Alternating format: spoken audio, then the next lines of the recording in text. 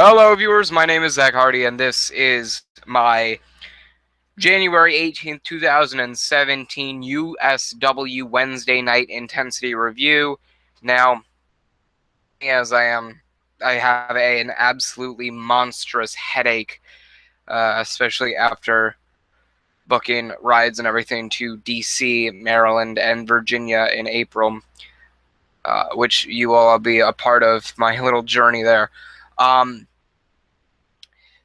So I've got an entirely just monstrous headache, and I'm just plain out exhausted. And I also added to the wall a little screenshot of myself, eat, sleep, rage, quit, repeat, and the Unitards, productions kind of crew emblem. So there's that. And with that being said, time to get to my thoughts on last night's episode of Intensity. I have the whole cheat sheet here. So yeah. My whole thought process throughout the entire show was that it was kind of getting repetitive. The only thing that really appeared once and just that was the only thing you heard of from the entire show was the canon promo and the Indigo reaction and the Indigo Child chain reaction match. Besides that, nothing really of note happened once and kind of went off. It just kind of got repetitive throughout the entire show. And I feel like this is kind of a thing with Intensity, as I've noticed over the past 3 weeks. It'll have one thing, probably to start the show, and at one point, that start of the show, promo or match will transition into something later on in the show, and then the midway point will be filled with something that happens, the same thing will happen within the course of an hour, or something will happen over the course of an hour that happened earlier in that hour amongst the same two people, or something in the middle of the show will happen in the main event. And it kind of has that branching layout throughout the entire show. And I don't think that there's something really wrong with it. It helps develop character and it helps develop storylines a bit more. But when you have 4 weeks to kind of an event or your side of a pay-per-view card, when you kind of have a repetitive show, it makes for a lot to book later on throughout the weeks as it goes on and as you try to get closer to the pay-per-view. All in all, I thought the show was interesting. I thought it was a nice little midway point marker to Insanity. It wasn't anything of note. It wasn't anything that I would really say, wow, I would go back and call this one of the top 10 intensities of 2017. I wouldn't go back and rewatch this just for it was kind of a weak show. It was kind of a weak card throughout. And it really showed that they're kind of running low on ideas for Intensity. So you have your side of the card that has to compete with Severity.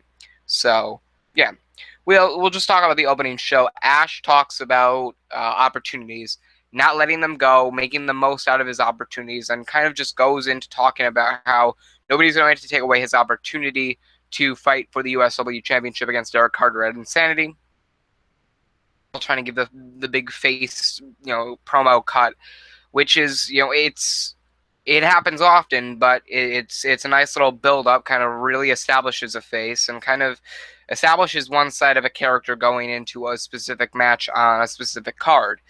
Do I think that role really suits him? Not really. I don't think Ash is really the major face, or at least a major face to run a side of a card.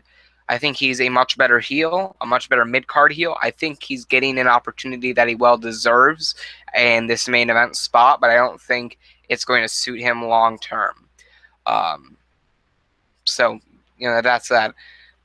Then we have Jack Ramsey and Austin Cole, the USW Tag Team Champions, defeating Carson Andrews and Ajax, to which Amor comes out with and reveals Xavier King as his new partner. And from his win last week over Ramsey and Cole, he challenges Ramsey and Cole to a USW Tag Team Championship match at Insanity, and we'll get to that later on in the show, as hinted at the beginning.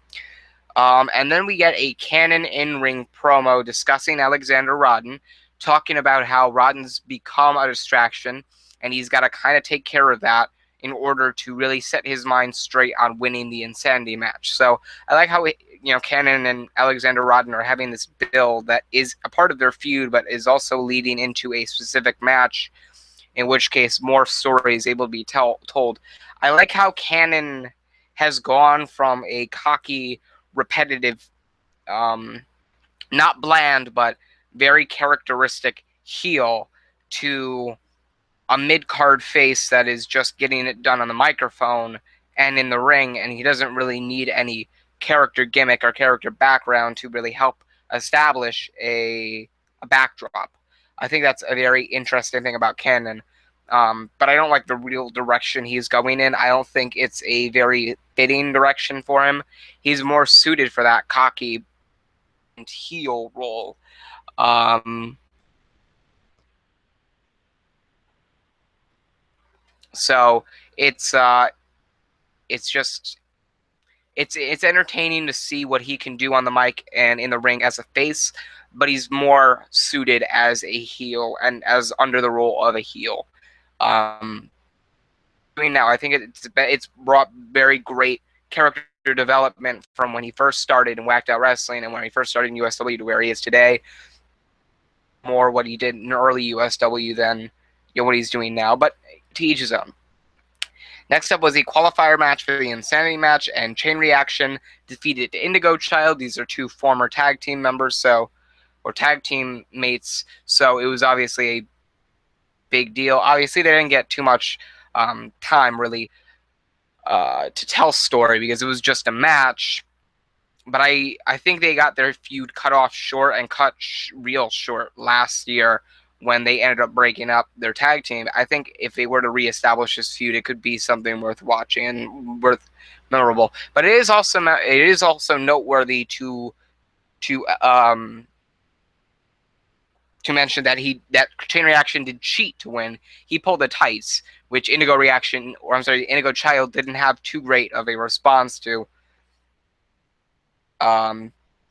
He was very upset and very annoyed that he lost his spot because of some random bullshit that happened off of Chain Reaction's hands. He feels like he cost him another opportunity like he did so often.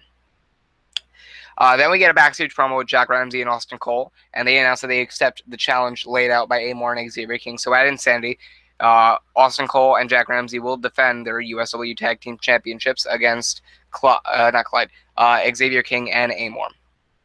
Next match was another qualifier for the Insanity match, and it was Clyde and Darren Holt defeating Mercury and Dustin Black. I think I wrote Blade by accident. And Dustin Black. Wasn't anything noteworthy. Just really shows that Clyde and Darren Holt are now in the Insanity match. That's all I have to say on that. Then we have a backstage interview with Derek Carter and the USW champion, obviously, talking about the main event match, which is himself and Dwayne Porter against Ash and James.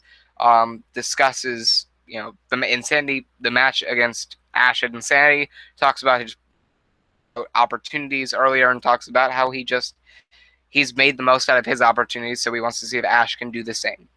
And then we have, sorry, this is really bugging me. Hold on a minute. There we go. And then we have the main event match, which is Derek Carter and Dwayne Porter defeating Ash and James. James, at least, out of a loss, gets momentum as he did take out Dwayne Porter and, fought him out to the back, but left Ash on to fend for himself, in which he fell victim to a super kick.